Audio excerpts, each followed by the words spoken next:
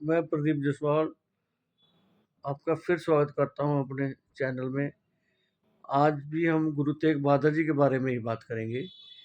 जब गुरु तेग बहादुर जी ने कश्मीरी पंडितों को बोला कि जाओ औरंगजेब के नुमाइंदों को या औरंगजेब को ये संदेशा भेज दो, जब आनंदपुर साहब में गुरु तेग बहादुर जी अपना धर्म परिवर्तन करने के लिए तैयार हैं, तो फिर हम सभी लोग आप उनके साथ अपना धर्म परिवर्तन कर लेंगे।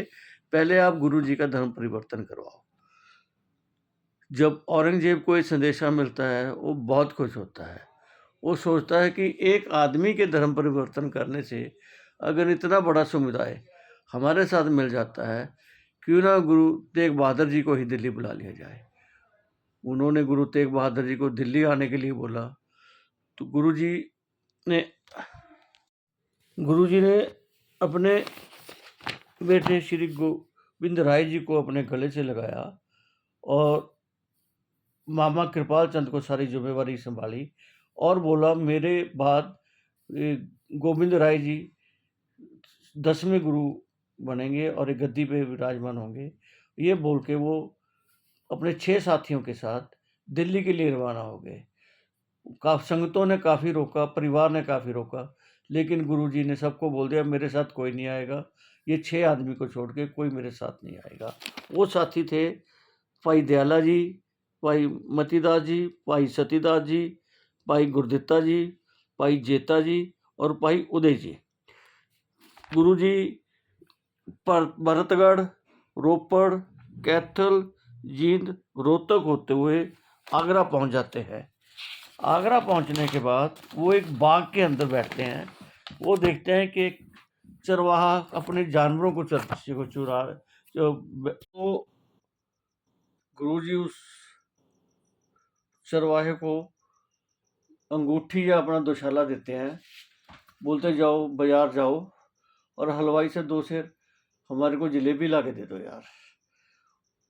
वो चरवाहा बाजार में जाता है। जब वो हलवाई को दिखाता है दोशाला या अंगूठी, हलवाई सोचता है भी इतनी महंगी चीज़ एक गाय चुराने वाले के पास या भेड़ चुराने वाले के पास कैसे आ सकती है। वो सोचता है ज़रूर इसने चोरी की है। वो पुलिस को इतला कर देता है। पुलिस उस लड़के को पकड़ लेती है। उस लड़के के थ्रू पुलिस जो है गुरु जी के पास पहुंच जाती है और उनको अरेस्ट कर लेती है और अरेस्ट करके उनको दिल्ली की तरफ वो ले आते हैं। के सिपाहियों ने गुरु जी को बाग में जाके जब अरेस्ट करते हैं, उनके साथ भाई दयाला जी, भाई मतीदास जी और भाई सतीदास जी होते हैं। बाकी 3 साथियों को वो पहले बाहर भेज देते हैं और ये 3 साथी उनके साथ अरेस्ट हो जाते हैं। आज वहाँ पर गुरुद्वारा गुरताल साहब बना हुआ है, तो ये आगरा शहर से बाहर राजस्थान की तरफ जाते हुए रास्ते में पड़ता है। औरंगजेब गुरुजी को चांदनी चौक के बंदीगृह में कैद कर लेता है और एक बहुत छोटे से कमरे में, ना उठने लायक जगह होती है, ना बैठने लायक जगह होती है, वहाँ पे उनको रख देता है और उनको खूब यातनाएँ देता है और उन पे दबाव बनाता है कि वो अपना धर्म परिवर्तन करें।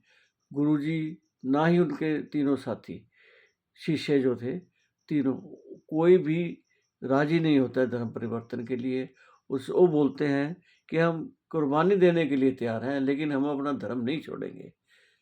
बताते हैं जी, गुरु जी ने चांदनी चौक के बंदीगृह में 52 श्लोक लिखे, जो गुरु ग्रंथ साहब के अंदर 1420 अंग में दर्ज हैं। भाई औरंगजेब ने जब गुरुजी अपने वचनों से नहीं हटे, वो नहीं माने कि मैं धर्म परिवर्तन करूंगा, तो उन्होंने क्या किया, औरंगजेब ने उन्होंने पहले भाई मतीदास जी को 2 तख्तों के अंदर खड़ा करके आरे से चीर के उनके शरीर के 2 भाग कर दिए।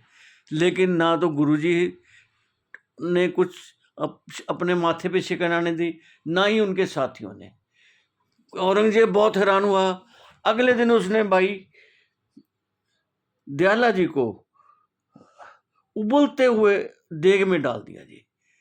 उबलते हुए देग में गर्म पानी के अंदर भी अपने शिष्य को देखकर भी गुरुजी को कोई मन के ऊपर कोई वो नहीं हुआ, कोई आश्चर्य की वाली बात नहीं हुई।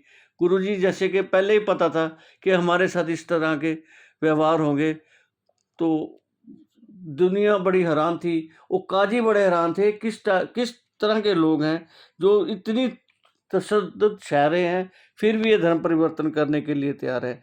औरंगजेब बुखला गया। उसने तीसरे दिन क्या किया, भाई सतीदास जी को सारे शरीर के ऊपर रुई बांध के और आग लगा दी पब्लिक के अंदर। लेकिन ना तो गुरुजी तस से मस हुए, ना ही भाई सतीदास के कोई वो थे, खुशी खुशी उन्होंने कुर्बानी दे दी। बहुत परेशान हो गया औरंगजेब और सोचने लगा ये किस मिट्टी के बने हुए लोग हैं। मैंने तो सोचा था कि इनको एक थोड़ा सा लालच दे के या डराने के बाद ये अपना धर्म परिवर्तन कर लेंगे और हमारा काम आसान हो जाएगा, बल्कि इन्होंने तो हमारा काम बिगाड़ दिया। अगले दिन वो क्या करता है, पूरे दिल्ली शहर में ढिंडोरा पिटवाता है कि सिखों के गुरु तेग बहादुर को हम चांदनी चौक के अंदर कल शहीद करने वाले हैं, तलवार से उनका सर काट देने वाले हैं। सब आम और ख़ास सब आदमियों को इतला दी जाती है कि वो चांदनी चौक में हाजिर हों। बहुत सारे लोग जो थे गुरुजी के कोच शिष्य भी, और बहुत लोग वहाँ पे इकट्ठे हो गए। गुरुजी ने जल्लाद से कहा कि पहले तो मेरे को स्नान किया जाए। उन्होंने गुरुजी को स्नान करवा दिया। फिर उन्होंने बोला मैं अपना पाठ करूँगा, जब मैं पाठ करने के बाद अपना सिर झुकाऊं, आपने अपनी तलवार मेरे सिर पे चला देनी है। दोस्तों ऐसा ही हुआ। गुरुजी ने नहाने के बाद पाठ किया। पाठ करने के बाद जैसे उन्होंने सिर झुकाया, उस जल्लाद ने तो गुरुजी के ऊपर वार कर दिया। सारी तरफ हाहाकार मच गई, लोग इधर उधर भागने लगे। बोलते हैं वो एकदम तूफान सा भी आ गया, आंधी छा गई, किसी को कुछ नहीं समझ हो रहा था क्या हो रहा है। बताते हैं दोस्तों, जब वहाँ पे हफड़ा दफड़ी मच गई तो सारे इधर उधर भागने लगे, तो किसी में इतनी हिम्मत नहीं थी कि कोई जाकर गुरुजी का शीश या धड़ उठा ले। जो औरंगजेब के सिपाही भी थे वो भी बड़ी मुस्तैदी से इधर ध्यान कर रहे थे कि कोई गड़बड़ ना हो जाए। इतने में भाई जेता जी ने देखा कि गुरुजी का शीश और धड़ पड़ा हुआ है। उसने भाई उदय जी को इशारा किया। उदय भी पीछे पीछे एक चादर लेके, कपड़ा लेके पीछे भी चल पड़े, और उन्होंने बड़ी चालाकी से गुरुजी के शीश को उठा के उस चादर के अंदर लपेट लिया और बचते बचाते आनंदपुर साहब के लिए चल पड़े। इतने में एक सरकारी ठेकेदार जो कि किले के अंदर माल सप्लाई किया करता था, भाई लखी साहब बंजारा, वो अपने भाई और बेटे के साथ सामान लेके किले में आ रहा था। जब उसने देखा, उससे रहा नहीं गया, उसने चुपचाप गुरुजी का धड़ को उठाया, अपने भाई और बेटे की मदद से उसको अपनी उसकी घोड़ा गाड़ी में रखा और अपने घर में लाके अपने घर को आग लगा के गुरुजी का संस्कार कर दिया। वो जगह आज भी दिल्ली के अंदर गुरुद्वारा वहाँ पे बना हुआ है, गुरुद्वारा रकाबगंज साहब। और जहाँ पे गुरुजी की शहादत हुई वहाँ पे चांदनी चौक में आज गुरुद्वारा है शीशगंज साहब। अब भाई जेता जी गुरुजी का सिर लेके जब गोविंद राय जी के पास पहुँचते हैं, गोविंद राय जी उनको अपने सीने से लगा लेते हैं और बोलते हैं रंग रेटा गुरु का बेटा, और बहुत खुश होते हैं।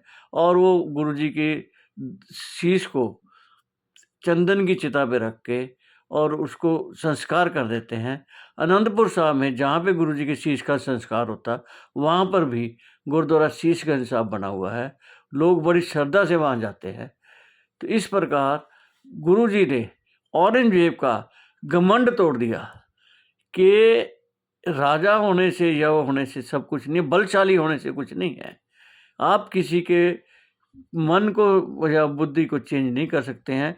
गुरुजी ने हिंद का चादर बन के काफ़ी हिंदुओं को धर्म परिवर्तन करने से बचा लिया। इसलिए गुरुजी को हिंद की चादर भी कहा जाता है। शुक्रिया दोस्तों, मेहरबानी दोस्तों, ये वीडियो उन लोगों को ज़रूर शेयर करना जो लोग सिख धर्म को समझना चाहते हैं। शुक्रिया दोस्तों।